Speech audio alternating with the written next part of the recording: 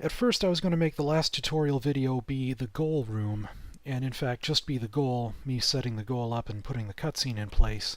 But then I realized I hadn't got anything in this tutorial about how to make an outdoors room, like the lobby that I had in the main game. So I think it's time to explain it. First of all, you have to set things up so that the player never actually sees the out of bounds color. If the player never sees it, then it gives the illusion of being outside. And I've crunched the numbers, and you want at least 13 or 14 blocks above the maximum place where the character can be. That takes into account jump height as well as the height of the screen. The camera is always, always, always focused on the player in this game engine. That's another thing which I might change later on, but for now, what you need to do is figure out where the highest floor is that the player is allowed to stand, and then make the ceiling at least 14 blocks higher than that. And in order to figure out where you want the lower boundary of the level to be, assuming that you don't want the player to see the lower boundary either, you need to go at least 8 blocks down from the lowest floor where the player can go. And for the sides, you need at least 10 blocks to the left or 10 blocks to the right. All of this is assuming that you keep the 40 by 40 tile width here. Now I haven't really decided how big I want this room to be. Probably it doesn't need to be all that big. Let's just say 20 tiles, and I need a 10 by 10 tolerance. Just to be on the safe side, I'll make it 42 in width. And really I just want a flat plane surface. So 14 plus 8 is 22. So I'll make the total tile height 22. I've named the room exit. Click OK.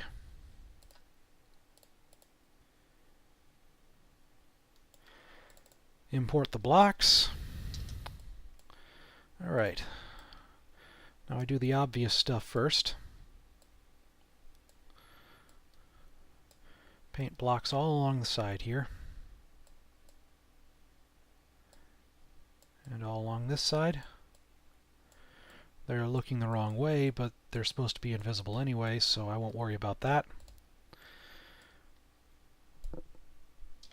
And you want at least 8 blocks from the ground here, so 1, 2, 3, 4, 5, 6, 7, 8. Now here's the ground.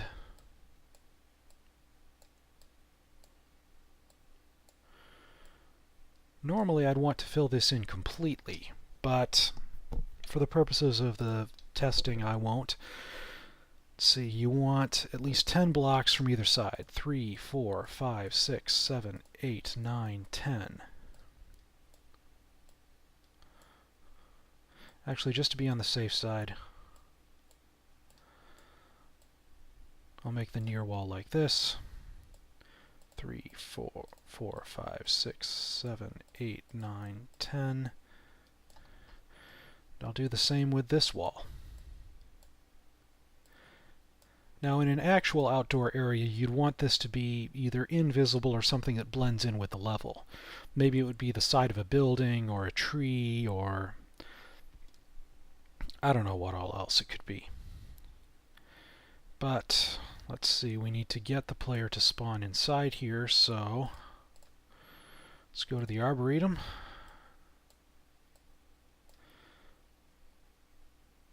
Delete the door to the paint corridor and create a new door, one that goes to the exit.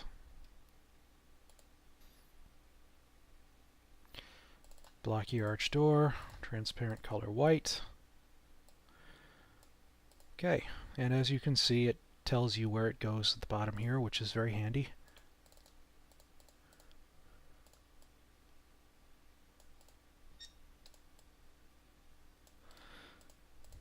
You can remove the caption so that you can see whether it's flush.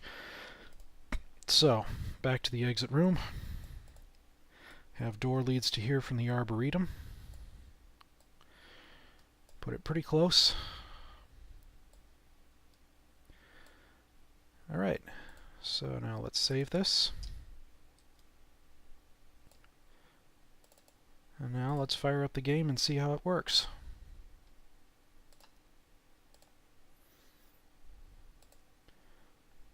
Hmm.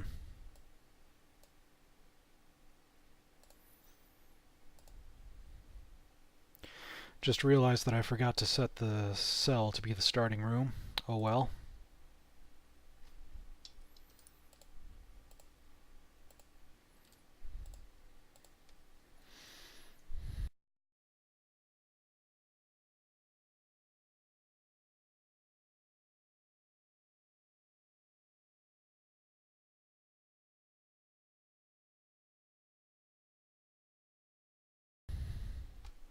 Error.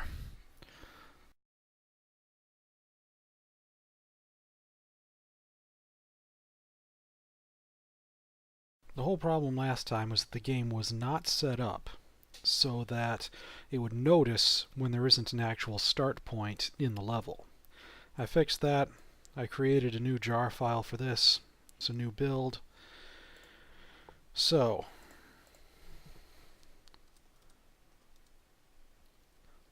let's have a look at what the new escape looks like.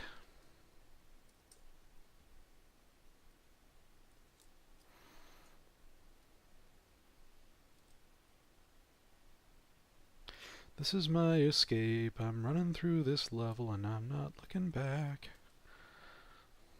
'Cause I know I can go where no one's ever gone and I'm not looking back. You know, yesterday I actually saw the trailer for Mario Maker, and I gotta say, it's about time they made something like that.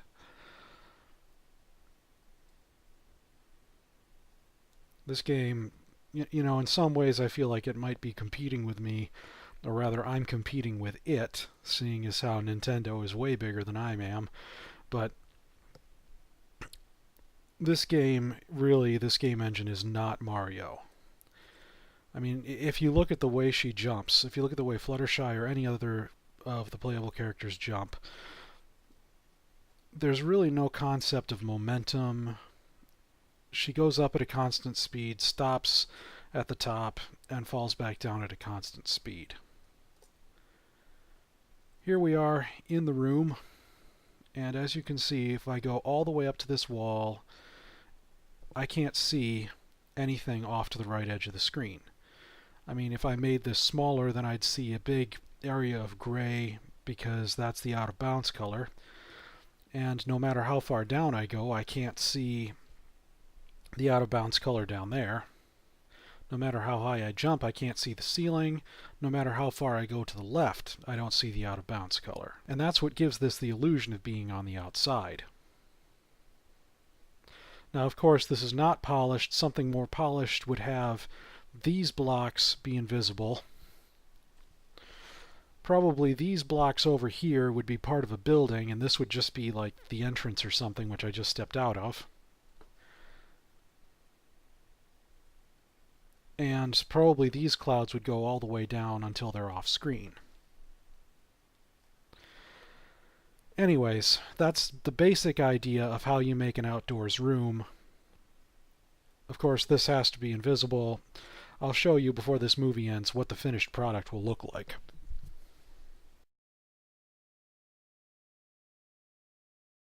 I want to show you guys what I've done here. First of all, I created a solid block that was completely yellow. So what I can do, let me just fire up the background here. What I can do later is click on Edit, change the transparent color to yellow, and then they're all going to be black. Okay, that was not supposed to happen. So, I'm going to change this to instead red. Change the transparent color to red, and ta-da! They've disappeared. Change it to lime since I'm not quite there yet, and they reappear.